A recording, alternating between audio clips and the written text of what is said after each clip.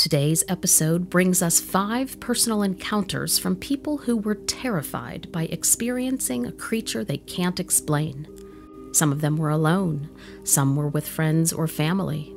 Either way, the people involved are still trying to process their encounters. The first story comes to us from a hiker who was exploring alone in December of 2015. In 2015, I was exploring by myself at a place called Gorge Falls in the Adirondacks. It's a pretty popular place in the summer, but I went in early December to see the ice forming on the falls. I found that to be more interesting, and the stillness of the place made exploring and photographing things easier. There were only a few people there throughout the day, and I was never in one place with them for too long. It was one of those chilly days that seemed dark even with the sun shining. My aim was to head back through the forest to the picnic area by 3 o'clock to make sure I got some food in before the long drive back to the Hudson Valley. I reached the edge of the forest, ready to hike through, when I couldn't help but notice an overwhelming sense of dread. Chills crept up my spine. I felt like something was staring back at me from the forest. I pulled out my map to frantically find another way, but then thought to myself how silly I sounded. How could something be watching me? I told myself to just suck it up and continued through the forest. It would be faster than taking some nature trail all around. I tried to keep my eyes on the ground to just avoid any low-hanging branches and to keep my balance. I was about halfway through when I heard something snap to my right. Immediately I stopped and looked around but saw nothing. I started to move when I heard it again, this time to my left. I looked around again and saw nothing. Then I heard it to my right again, and then my left, and so on until the noise became faster. I noticed on my final turn that a small tree was swaying in the wind. I was thinking, good, now I have a natural cause to explain away these sounds. But then I heard it somewhere else, and a bush on the opposite side began shaking. I thought that it was more wind until a shadow began to rise behind that bush. I never imagined there was anything to the sound. I was scared to death. I froze. I couldn't believe what I was seeing. It had to be a creature of some kind, hunched over but still at least 7 feet tall, with dark, matted hair. Bits of skin were sticking out of the fur, and it looked pale as a corpse underneath. It had a thin frame, too, almost like it was malnourished or it had been out very long. Its head was large and pointed. It had no hair on its face, only around its neck. I couldn't tell if it was male or female. The creature had these large, reddish eyes glowing down on me, but I'm not sure if it was looking through me or at me. It seemed to be looking at something else, actually. I'm not sure how long I stood there, but when I snapped back to reality, I ran as fast as I could through the forest, which was actually quite small. My escape felt never-ending. I heard the branches of trees snap and the sound of something running behind me the entire time. I didn't look back. I didn't want to see it again or fall and be at its mercy. I made it to the picnic area and sat down on a bench. There was no one else there. Even the concessions closed because the afternoon was growing cold. My heart was racing. I looked around, but it seemed like whatever it was disappeared into thin air, even though I had heard it before reaching the clearing. I sat there for a few minutes trying to catch my breath. I didn't want to go back through that forest ever again, or even to see the falls because I know the area around them was too woody. I just kept my eyes on the trees, expecting that thing to come out again, but there was nothing. I have no reason to believe it was a Sasquatch, but I've never seen anything like it. I've never been so scared in my life. I still don't know what it was, but I decided to start looking into Sasquatch after that. I've seen other supposed sightings in the Adirondacks, and I know I saw something. I just may never know exactly what its purpose was, or what it was. The next story comes to us from Michigan, from 2 high school seniors who were camping near Bluff Lake in 2007. I was camping with a friend at a campground near Bluff Lake near our hometown of Clare, Michigan in about 2007. We were in our senior year of high school at the time, and it was a close-by campsite that we could celebrate our graduation together at. The moon was full that night, and the sky was clear, normal for a June evening. We had just gotten into our sleeping bags and were talking when I noticed the trees were very, very still, like they weren't moving or rustling at all. It was so quiet that I could hear my veins pump blood and my stomach growl even though I had just eaten dinner. I told my friend that I felt something was going to happen and it was going to be big. I didn't know what, but I had very good intuition, so I was totally on high alert. And sure enough, that's when I heard it. An incredibly low, odd growl. It was so deep that it shook the ground. I actually felt it more than I heard it. It was coming from the woods to the left of us, about 25 feet away. I told my friend to be quiet because she was shaking and wouldn't stop sobbing and asking me what was going on. I told her to get her flashlight and get into her sleeping bag. If it approached and looked like it was going to hurt us, I told her to shine it right in his eyes and make a lot of noise. She did as I said, trying not to make any more noise. I could see something moving in the moonlight through the trees. It was huge. I had no frame of reference to compare it to, but it was bigger than a bear. And then it came into the clearing and it stopped. It was so tall that I couldn't see its head through low-hanging branches, but I didn't need to see its head. I could feel its eyes on me. They were like laser beams. I could feel them moving towards me. And then its scrunched up humanoid face came out into the clearing of our campsite and it stared down at me. It was sniffing and moving around, but never taking its eyes off of me. I watched as it was coming closer. I thought for sure it was going to kill us. The smell was horrible too. It smelled like rotten meat. It got closer still, its hot breath on me. I thought I was going to pass out. I could feel my heart beating in my ears. Literally, Bigfoot was standing over me as my friend quietly sobbed and shook in the sleeping bag behind me. And that's when the creature stopped suddenly and turned its attention to my backpack. It began sniffing it and pulling at the straps, trying to open it. I could feel it. It was trying to go through my stuff. I watched as it opened the bag, and instead of taking anything from it, the creature just opened it wider with 2 long fingers and peered inside. It sniffed around then, as if it was trying to make sure there was no food in there. And then as suddenly as it appeared, it began walking away. My friend was sobbing louder now as it disappeared into the trees, and I was able to take a deep breath finally after holding it for the entire encounter. I'll never forget that night, but no one ever believed my friend or myself. Sometimes when I return on camping trips, I leave out some scraps from dinner, hoping that it's nearby, and it will come to get something to eat and I can see it again. Our third story comes in from a young woman who was only 8 at the time of her encounter. I was about 8 years old when I saw something that absolutely changed my life. It was winter of 2002, and I was with my parents and my younger brother on a family vacation to a cabin in the woods. And we were all staying inside the cabin because it was cold outside. The cabin had one large room with a wood-burning stove in the middle and a small kitchen area off to the side that had a table and chairs. There were 2 doors, one on each side of the cabin. One door led to the porch and the other to the yard. My parents and brother were inside the cabin all bundled up, so I decided to volunteer to run out and grab a few pieces of firewood from my dad. I liked to be the adventurous type, whereas my brother liked to stay close to my mom. It was later at night, so it also made me feel older and more trusted to be the one outside gathering the firewood. I even stopped in front of the wood pile to gaze up at the stars, taking my time before I had to go back in and huddle up with everybody else. I wasn't feeling very scared because I knew my parents and brother were inside. I actually wasn't afraid of much at that age. But suddenly I saw the shadow of a large figure walk across the front of the cabin's property, which was lined with underbrush, and that caused the fear to really well up. The creature continued around the back of the cabin and out of my sight, but I could hear its gigantic footprints crunching through the snow. I was afraid to move or breathe. I could tell it was trying to not make more noise than necessary as it crept around, which made me worried about my family inside.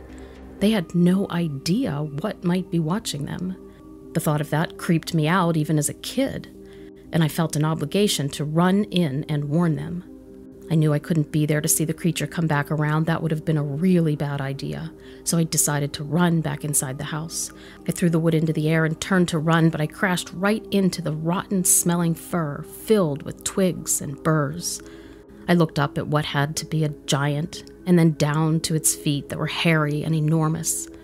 I looked up again and made eye contact with its small, beady black eyes. It looked at me for a few seconds, making a small groaning noise, and then it turned and walked away without even laying a finger on me, almost like it was just checking in. I was very confused and scared as to why it didn't try to hurt me or where it had come from, where it was going. I ran into the cabin and told my parents and brother what I had seen, but my parents told me it was probably a deer or somebody's dog, and they told me just to calm down. My dad even got upset when he realized that I hadn't brought back any wood.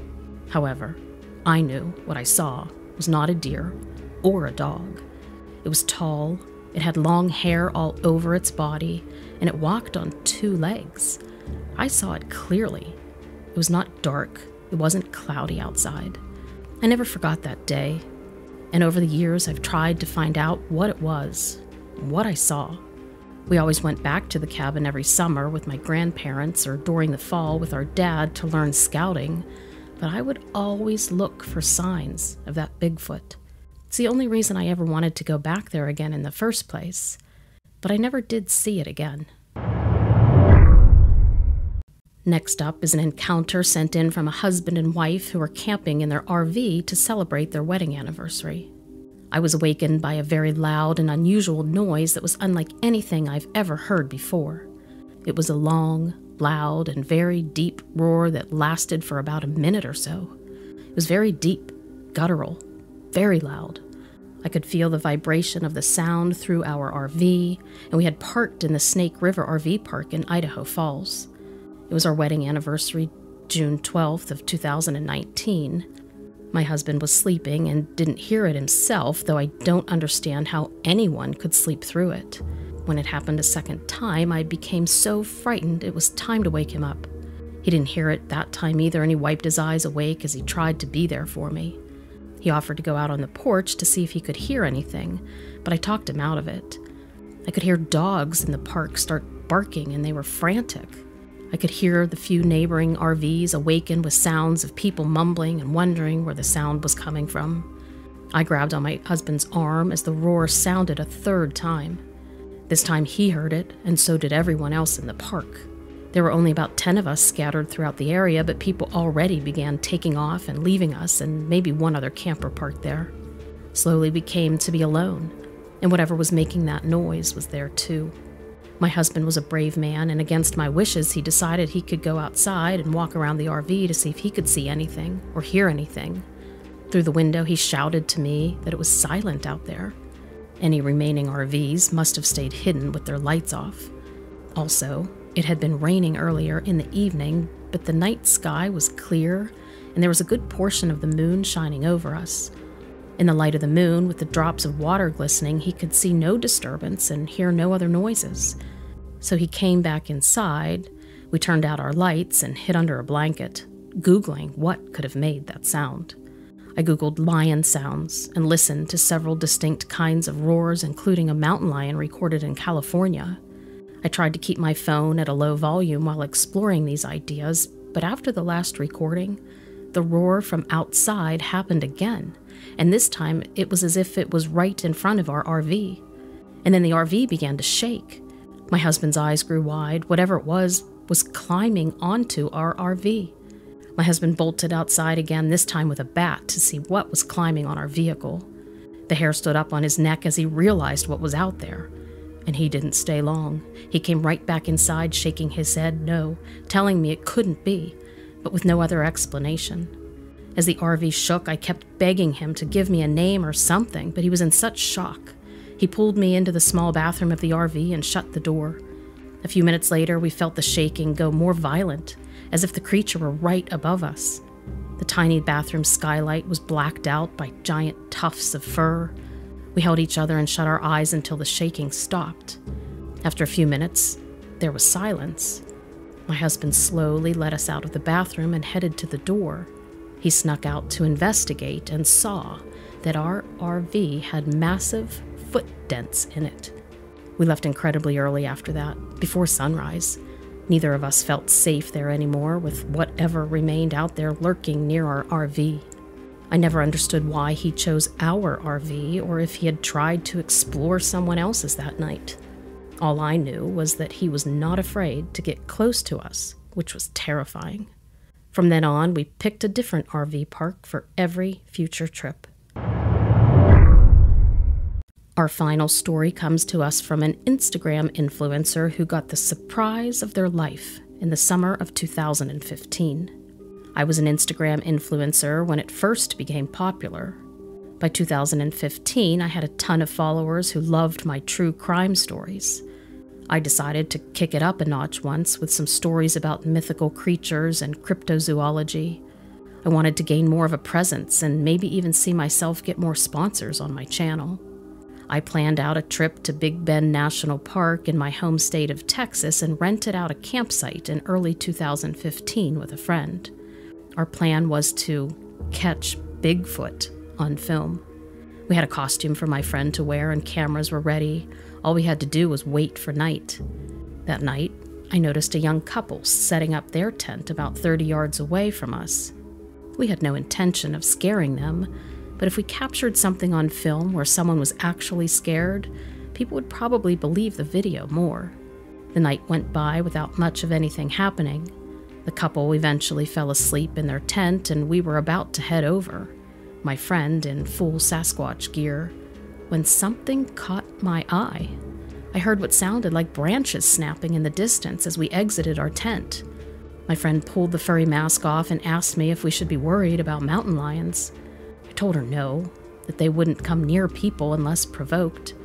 And then the snapping was followed by a guttural moan that made my hair on my arms stand up. My friend and I looked at each other with wide eyes. I fumbled around for my phone to turn the camera on as my friend huddled behind me in the tent, refusing to put the mask back on. I started recording and tried to coax her out in the costume to see if she would attract anything. The noise happened again, and instead she dove inside the tent. I was too curious and hungry for popularity to care. I started filming the bushes in front of our campsite, hoping that they would start moving again. Sure enough, they did, swaying back and forth as if something big was stuck in their tiny prickly branches. I narrated what was happening on the video, half expecting to disappoint fans when a lion or coyote walked out of the bushes. But instead, a giant shadow suddenly pulled itself free of the bushes and headed in my direction. In the moonlight, there was no mistaking it. It had long brown fur, covered in twigs and filth. The smell was something I had never smelled before, pungent, rotting, like roadkill that had been left out in the sun. The creature noticed me and continued towards me. It was massive, towering high above my 5'3" stature. I couldn't take my eyes off of its massive long arms with claw-like hands at the end of them. Its mouth was open in a snarl that revealed sharp teeth. It let out another moan, and I dropped the phone to run for it, hoping it would chase me instead of my friend who was still hiding in the tent. I ran straight for the couple's tent, screaming for help, for both me and my friend. The boyfriend stepped out to take a look over towards our tent, but by the time he looked, the creature was gone. The couple offered to walk me back to my tent, check on my friend, who luckily was safe and sound. Laying on the ground, though, in the middle of a giant footprint, with fur stuck to it, was my phone cracked into pieces. All the footage I had just taken was gone.